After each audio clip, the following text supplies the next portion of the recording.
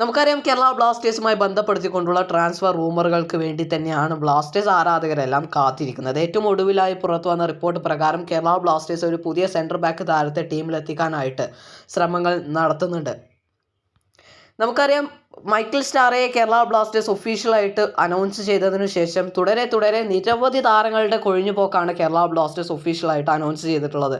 എന്നാൽ കേരള ബ്ലാസ്റ്റേഴ്സ് പുതിയ താരങ്ങളെ സൈൻ ചെയ്യുന്നതിൽ വളരെ പിന്നിലാണ്. ഇപ്പോഴും കേരള ബ്ലാസ്റ്റേഴ്സ് 1-2 താരങ്ങളുടെ സൈനിങ്ങുകൾ മാത്രമാണ് ഒഫീഷ്യലായിട്ട് അനൗൺസ് ചെയ്തിട്ടുള്ളത്.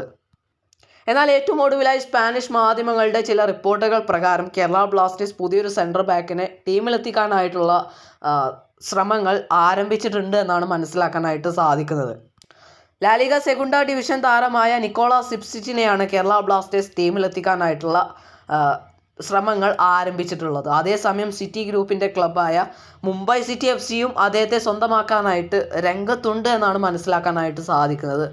4.2 crore അദ്ദേഹത്തിൻ്റെ മാർക്കറ്റ് വാല്യൂ. എന്തായാലും ഇതുമായി ബന്ധപ്പെടുത്തിക്കൊണ്ടുള്ള കൂടുതൽ കൺഫർമേഷന് വേണ്ടി കാത്തിരിക്കാം.